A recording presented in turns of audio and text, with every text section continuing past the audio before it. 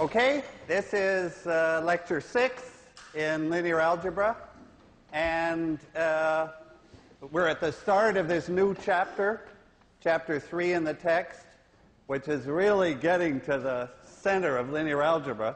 And I had time to make a first start on it at the end of lecture 5, but now lecture 6 is officially the lecture on vector spaces and subspaces, and then especially there are two subspaces that we're especially interested in. One is the column space of a matrix, the other is the null space of the matrix. So I got to tell you what those are. Okay.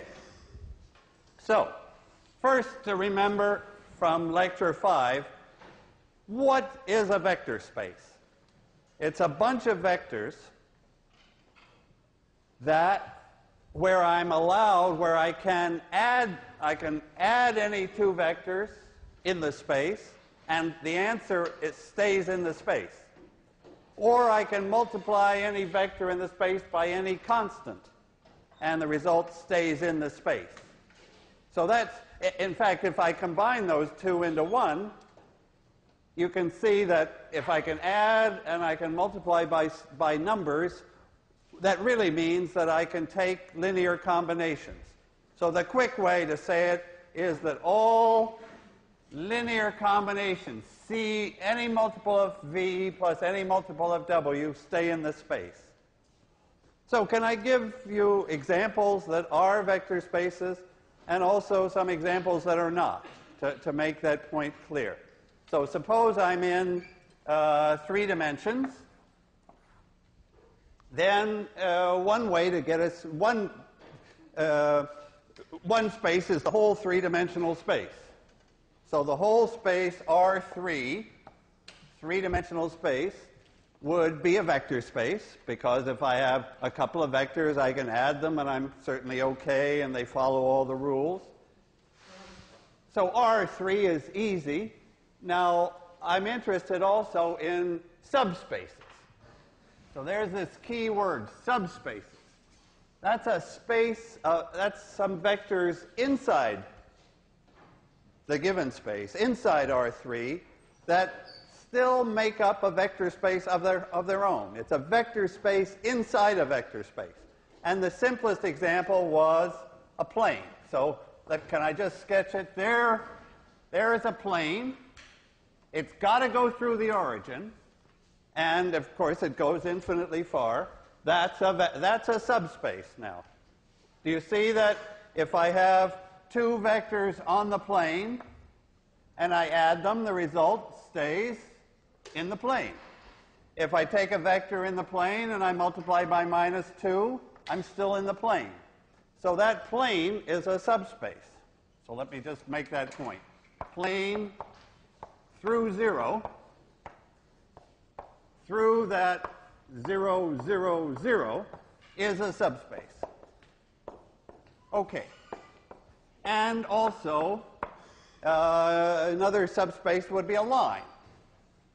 A line through 0, 0, 0. Yeah, the line has to go through the origin. All subspaces have got to contain the origin, contain the 0 vector. So this line is a subspace. Line is a subspace. Really, if I want to say it really correctly, I should say a subspace of R3. That of R3 was like understood there. Now, so let me call this plane P, and let me call this line L. And let me ask you about other sets of vectors. Suppose I took, so here's the first question. Suppose I take two subspaces, like P and L, and I just put them together, take their union, take all the vectors. So now you've got P and L in mind here. So I have two subspaces. And, for example, P a plane and L a line. Okay. Now, I want to ask you about the union of those. So P union L. This is all vectors in P or L or both. Is that a subspace? Is this a subspace? This is or is not a subspace.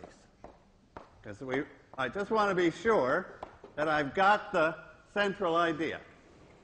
Suppose I take the vectors in the plane and also the vectors on that line, put them together, so I've got a bunch of vectors. Is it a subspace? Can you give me, like, so the camera can hear it, or maybe the tape? Can you say yes or no? Do I have a subspace if I take all the vectors on the plane plus all the ones on the line and just join them together? But I'm not taking this guy.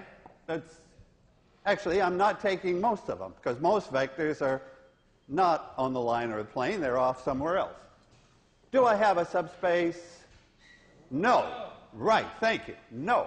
Because. Why not? Because I can't add. Because if that requirement isn't satisfied. If I take one vector like this guy and another vector that happens to come from L and add, I'm off somewhere else. You see that I've gone outside the union. If I just add something from P and something from L, then normally what will happen is I'm outside the union, and I don't have a subspace. So the correct answer is not. Okay, now let me ask you about the other thing we do is take the intersection. So what does intersection mean? Intersection means all vectors that are in both P and L. Is this a subspace? Yeah, so I guess I want to go back up to the same question. This is or is not a subspace. And you can answer the question first for this particular example, this picture I drew. What is P intersect L for this case? It's only 0. At least, sort of, this was the artist's idea as he drew it, that line L was not in the plane and went off somewhere else, and then the only point that was in common was the 0 vector. Is the 0 vector by itself a subspace? Yes, absolutely. And what about if I don't have this plane and this line, but any subspace and any other subspace? So now can I ask that question for any two subspaces? So maybe I'll write it up here. If I'm strong enough. Okay, so this is the general question. I have subspaces, say S and T. And I want to ask you about their intersection, S intersect T, and it is a subspace. Do you see why? Do you see why? If I take the vectors that are in both of the subspaces, so that's like a smaller set of vectors probably, because we've added requirements. It has to be in S and in T. How do I know that's a subspace? Can we just think through that abstract stuff and then I get to the examples? Okay. So why? Suppose I take a couple of vectors that are in the intersection. Why is the sum also in the intersection? Okay, so let me give a name to these vectors. Say V and W. They're in the intersection, so that means they're both in S. Also means they're both in T. So what can I say about V plus W? Is it in S? Yes, right? If I take two vectors V and W that are both in S, then the sum is in S because S was a subspace. And if they're both in T and I add them, then the result is also in T because T was a subspace. So the result, V plus W, is in the intersection. It's in both, and requirement 1 is satisfied. Requirement 2 is the same. If I take a vector that's in both, I multiply by 7. 7 times that vector is in S because the vector was in S. 7 times that vector is in T because the original one was in T. So 7 times that vector is in the intersection. In other words, when you take the intersection of two subspaces, you get probably a smaller subspace, but it is a subspace. Okay. So that's like sort of just emphasizing what these two requirements mean. Again, let me circle those because those are so important. The sum and the scalar multiplication, which combines into linear combinations. That's what you have to do inside the subspace. Okay, on to the column space. Okay, so my lecture last time started that, and I want to continue it. Okay, column space of a matrix of A. Okay, can I take an example? Say 1, 2, 3, 4. 1, 1, 1, 1. 2, 3, 4, 5. Okay. That's my matrix A. So it's got columns. 3 columns. Those columns are vectors, so the column space of this A, let's stay with this example for a while. The column space of this matrix is a subspace of R what? So what space are we in if I'm looking at the columns of this matrix? R4, right? These are vectors in R4. They're 4-dimensional vectors. So it's this column space of A is a subspace of R4 here, because A is a 4 by 3 matrix. This tells me how many rows there are, how many components in a column, and so we're in R4. Okay, now what's in that subspace? So the column space of A, it's a subspace of R4. I call it the column space of A, like that. So that's my little symbol for some subspace of R4. What's in that subspace? Well, that column certainly is. 1, 2, 3, 4. This column is in, this column is in, and what else? So it's got the columns of A in it, but that's not enough, certainly. Right? I don't have a subspace if I just put in 3 vectors. So how do I fill that out to be a subspace? I take their linear combinations. So the column space of A is all linear combinations of the columns. And that does give me a subspace. It does give me a vector space, because if I have one linear combination and I multiply by 11, I've got another linear combination. If I have a linear combination, I add to another linear combination, I get a third combination. So this is like the smallest space. Like it's got to have those 3 columns in it. Then it has to have their combinations, and that's where we stop. Okay. Now, I'm going to be interested in that space.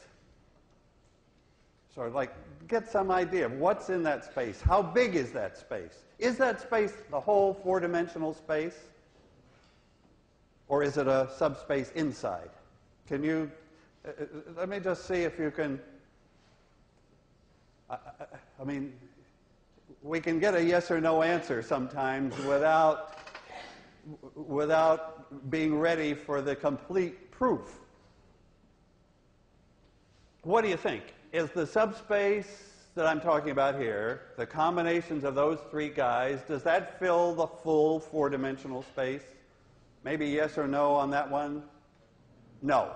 No. Somehow our feeling is, and it happens to be right, that if we start with three vectors and take their combinations, we can't get the whole four-dimensional space. Now, so somehow we get a smaller space, but how much smaller? That's okay. That's going to come up here. That's not so immediate. Let me first make this critical connection with linear equations, because behind our abstract definition we have a purpose, and that is to understand AX equal B. So suppose I make the connection. Does AX equal B always have a solution for every B? Have a solution for every right-hand side?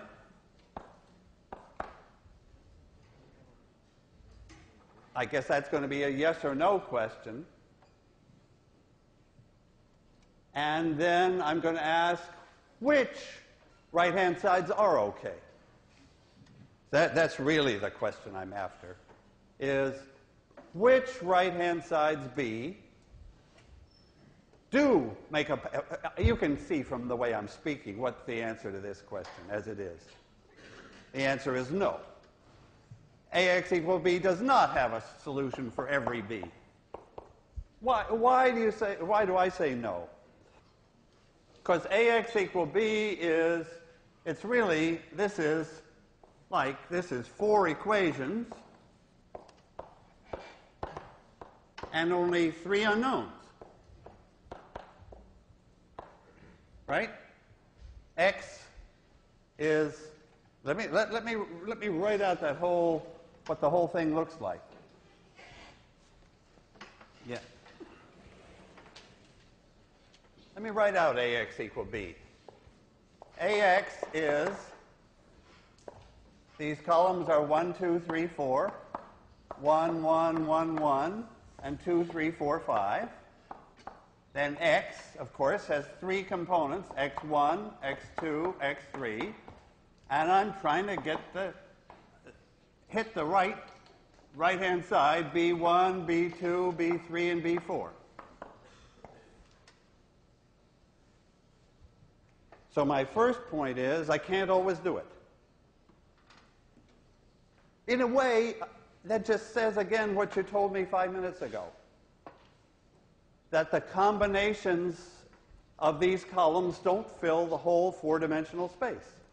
There's going to be some vectors B, a lot of vectors B, that are not combinations of these three columns. Because the combinations of those columns are like going to be just a little plane or something inside R4. Now, and you see that I do have four equations and only three unknowns. So, like anybody is going to say, no, you dope, you can't usually solve four equations with only three unknowns. But now I want to say, sometimes you can.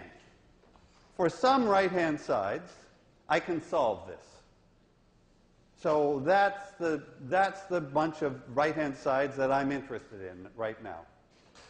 Which right-hand sides allow me to solve this?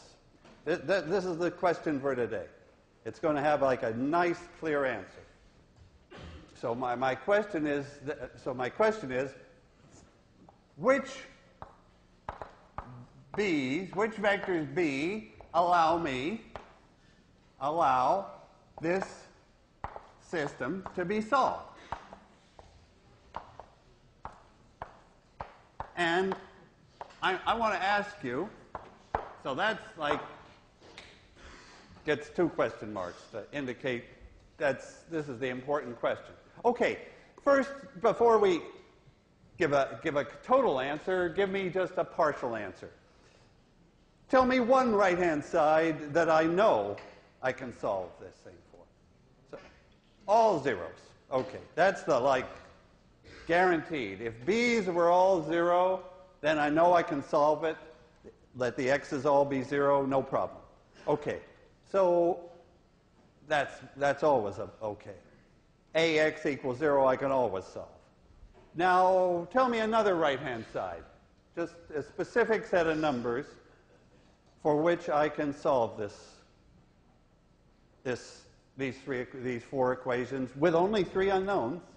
But if you give me a good right-hand side, I can do it. So tell me one. 1, 2, 3, 4. Can I solve? Is that a good right-hand side?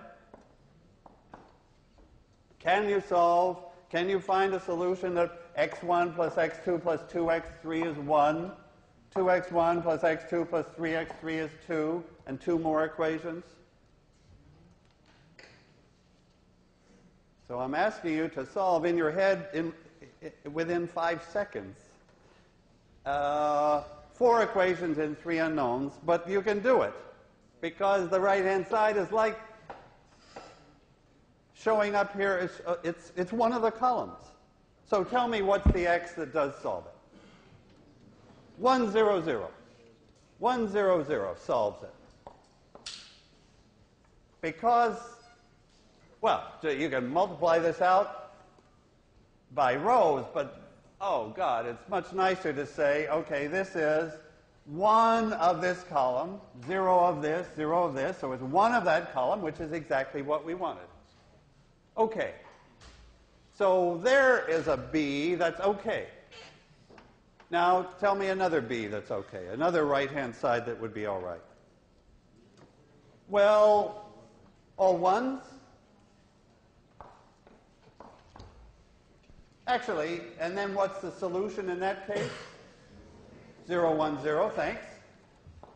And in fact, it's much like one way to do it is think of a solution first, right? And then just see what b turns out to be. What b turns out to be, right? Okay. So I think of a solution. So I think of an x. I think of any x1, x2, x3. I do this multiplication, and what have I got? Now I'm ready to answer the big question.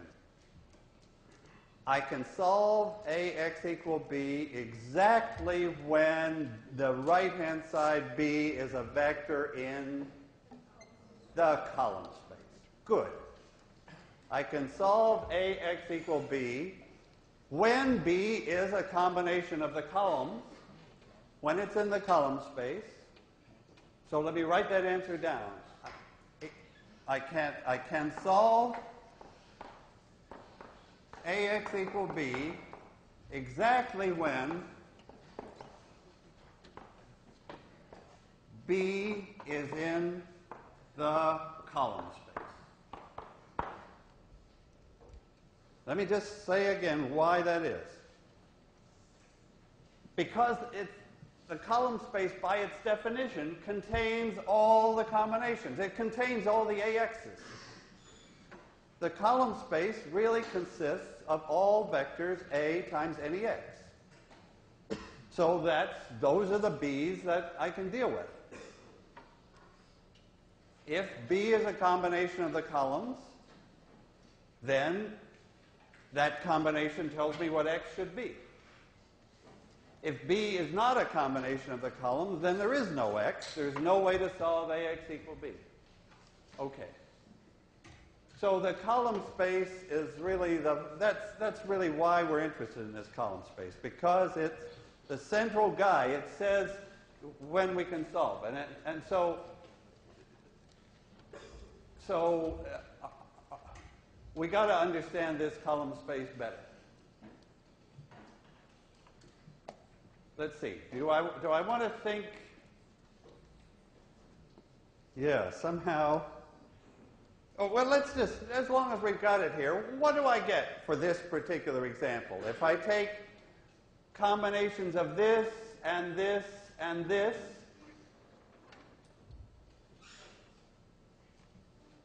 I'll tell you the question that's in my mind.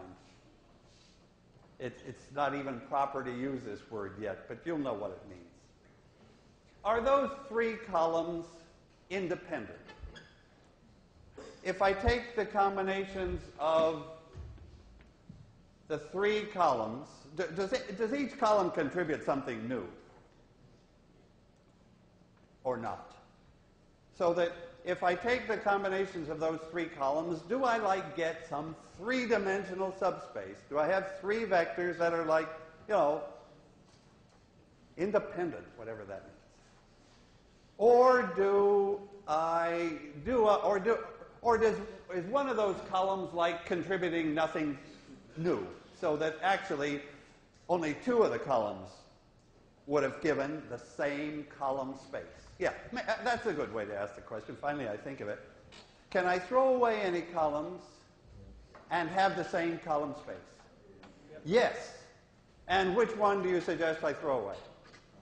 3. Well, 3 is the natural guy to target. So if I, and why? Because what's so bad about 3 here? Column 3. It's the sum of these, right? So it's not, if I have combinations of these two and I put in this one, actually, I don't get anything more. So later on, I will call these pivot columns. And the third guy will not be a pivot column in this, with those numbers. Now, actually, but honesty makes me ask you this question. Could I have thrown away column 1? Yes, I could. I could. So when I say pivot columns, my convention is, okay, I'll keep the first ones as long as they're not dependent. So I keep this guy. He's fine. He's a line. I keep the second guy. It's in a second direction. But the third one, which is in the same plane as the first two, gives me nothing new. It's dependent in the language that we will use, and I don't need it. Okay. So I would describe the column space of this matrix as a two-dimensional subspace of R4. A two-dimensional subspace of R4. Okay. So you're seeing how these vector spaces work, and you're seeing that some idea of dependence or independence is in our future. Okay. Now I want to speak about another vector space, the null space. So again, I'm getting a little ahead because it's in section 3.2, but that's okay. All right, now so I'm ready for the null space. Let me keep the same matrix. And this is going to be a totally different subspace. Totally different. Okay. Now, so let me make space for it. Now, here comes a completely different subspace. The null space.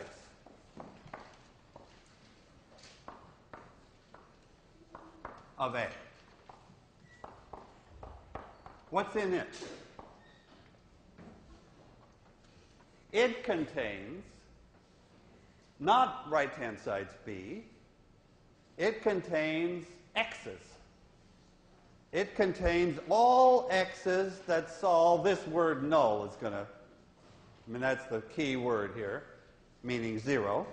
So this is all solutions x, and of course x's are vectors x1, x2, and x3, to the equation ax equals 0. Well, 4 equations. Because so you see what I'm doing? I'm now saying, okay, columns were great. The column space we understood. Now I'm interested in x's. The only b I'm interested in now is the b of all zeros. The right-hand side is now 0. and I'm interested in solutions. X's. So where is this null space for this example? These X's have 3 components. So the null space is a subspace. We still have to show it is a subspace of R3. So this is, and we will show. So these vectors X, this is in R3, where the column space was in R4 in our example. For an m by n matrix, this is m, and this is n. Because the number of columns, n, tells me how many unknowns, how many x's multiply those columns. So it tells me the big space, in this case R3, that I'm in. Now, tell me, why don't we figure out what the null space is for this example? Just by looking at it. I mean, that's the beauty of small examples, that my official way to find null spaces and column spaces and get all the facts straight would be elimination, and we'll do that. But with a small example, we can see what's going on without going through the mechanics of elimination. So this null space. So I'm talking about, again, the null space. And let me copy again the matrix. 1, 2, 3, 4, 1, 1, 1, 1, and 2, 3, 4, 5. What's in the null space? So I'm taking A times X. So let me write it again. And I want you to solve those 4 equations. In fact, I want you to find all solutions to those 4 equations. Well, actually, first of all, find one. Why should I ask you for all of them? Tell me one solution that you don't even have to look at the matrix to know one solution to this set of equations. It is 0 vector. Whatever that matrix is, its null space contains 0. Because A times the 0 vector sure gives the 0 right-hand side. So the null space certainly contains 0. So it's got a chance to be a vector space now, and it will turn out it is. Okay, tell me another solution. So this particular null space, and of course I'm going to call it n of A for null space, this contains, well, we've already located the 0 vector, and now you're going to tell me another vector that's in the null space, another solution, another x. You see what I'm asking you for is a combination of those columns. That's what I'm always looking at, combinations of columns. But now I'm looking at the x, the weights, the coefficients in the combination. So tell me a good set of numbers to put in there. 1, 1, 1, 1 minus 1. Thanks. 1, 1 minus 1. So there's a vector that's in it. Okay, but have I got a subspace at this point? Certainly not, right? I got just a couple of vectors. There's no way they make a subspace. Tell me, actually, why don't I jump the whole way now? Tell me one more solution. One more x that would work. 2, 2, negative 2. Oh, well, tell me all of them. That would have been easier. Tell me the whole lot now. What is the null space for this matrix? It's all vectors of the form. So what could this be? It could be 1, 1 minus 1. It could be any number c, any number, the same number again, and minus c. In other words, actually, any multiple of this guy. Oh, that's the perfect description, because now The 0 vector is automatically included because C could be 0. The vector I had is included because C could be 1, but now any vector. And that's actually it. And do I have a subspace? And what does it look like? It's in. So how would you describe this? The null space. All these vectors of this form, C minus C, like 7, 7, minus 7. Minus 11, minus 11, plus 11. What have I got here? Describe that whole null space. If I drew it, what do I draw? A line, right? The null space is a line. It's the line through, it's in R3, and the vector 1, 1, negative 1 maybe goes down here. I don't know where it goes, down here. There's the vector 1, 1, negative 1 that you gave me. And where is the vector C, C, negative C? It's on this line. Of course, there's 0, 0, 0 that we had. And what we've got is that whole line going both ways through the origin. The null space is a line in R3. Okay. For that example, we could find all the combinations of the columns that gave 0 at sight. Now, can I just take one more time to go back to the definition of subspace, vector space, and ask you how do I know that the null space is a vector space? How am I entitled to use this word space? I'll never use that word space without meaning that the two requirements are satisfied. Can we just check that they are? So I want to check that, can I just continue here? Check that the solutions to AX equals 0 always give a subspace. And, of course, the key word is that, space. So what do I have to check? I have to show that if I have one solution, call it X, and another solution, call it X star, that their sum is also a solution, right? That's a requirement. To use that word space, I have to convince myself that if AX is 0, and also an AX star is 0, or maybe I should have said if AV is 0 and AW is 0, then what about V plus W? So let me use those letters. If AV is 0 and AW is 0,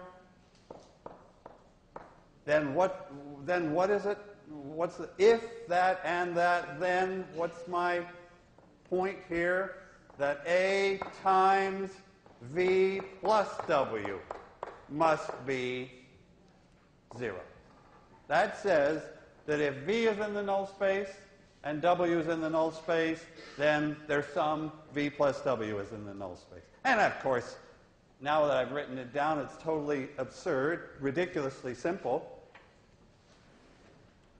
because matrix multiplication allows me to separate that out into AV plus AW.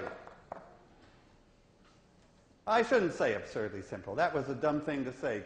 We've used here a basic law of matrix multiplication. Actually, we've used it without proving it, but that's okay. We only live so long, and just skip that proof. I think it's called the distributive law, that I can split this into two pieces. But now you see the point, that AV is 0 and AW is 0, so I have 0 plus 0, and I do get 0. It checks. And similarly, I have to show that if AV is 0, then A times any multiple, say 12v, is also 0. And how do I know that? Because I'm allowed to bring that 12 outside. A scalar can move outside, so I have 12 AVs, 12 zeros, I have 0. That checks too. Okay. It's really critical to understand the, oh yeah, here, what I was going to say, understand what's the point of a vector space. Let me make that point by changing the right-hand side. Oops. Okay, let me change the right-hand side to 1, 2, 3, 4. Oh, okay. Why don't we do all of linear algebra in one lecture? Okay. I would like to know the solutions to this equation. So those 4 equations. So I have 4 equations. I have only 3 unknowns, so if I don't have a pretty special right-hand side, there won't be any solution at all. But that is a very special right-hand side. And we know that there is a solution. 1, 0, 0. Were there any more solutions? And did they form a vector space? Okay. So I'm asking 2 questions there. One is, so my right-hand side now is not 0 anymore. I'm not looking at the null space because I changed from zeros. So my first question is, do the solutions, if there are any, and there are, do they form a subspace? Let's answer that question first. Yes or no? Do I get a subspace if I look at the solutions to, let me go back to x1, x2, x3. I'm looking at all the x's, at all those vectors in R3 that solve ax equal b. The only thing I've changed is b isn't 0 anymore. Do the x's, the solutions, form a vector space? No, they don't. They absolutely don't. Why? What's an easy way to see that I don't have the solutions to this do not form a subspace? The solutions don't. Because, how shall I see that? The 0 vector is not a solution. So I never even got started. The 0 vector doesn't solve this system. The solutions can't be a vector space. Now, what are they like? Well, we'll see this, but let's do it for this example. So 1, 0, 0 was a solution. You saw that right away. Are there any other solutions? Can you tell me a second solution to this system of equations? 0, negative 1, 1. Boy, that's 0, negative 1, 1. Yes, because that says I take minus this column plus this one, and sure enough, that's right. So there's a bunch of solutions here. But they're not a subspace. I'll tell you what it's like. It's like a plane that doesn't go through the origin, or a line that doesn't go through the origin. Maybe in this case it's a line that doesn't go through the origin if I graph the solutions to ax equal b. So I think you've got the idea. Subspaces have to go through the origin. If I'm looking at x's, then they better solve ax equals 0. In a way, I've got my 2 subspaces that I'm talking about today are kind of the 2 ways I can tell you what about a subspace.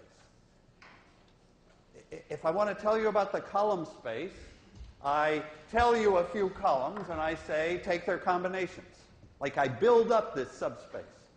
I put in a few vectors, their combinations make a subspace. Now, when I went to, let me come back to the one that is a subspace here. Here, when I talked about the null space, I didn't tell you what's in it. We had to figure out what was in it. What I told you was the equations that has to be satisfied. You see those? Like those are the 2 natural ways to tell you what's in a subspace. I can either give you a few vectors and say, fill it out, take combinations.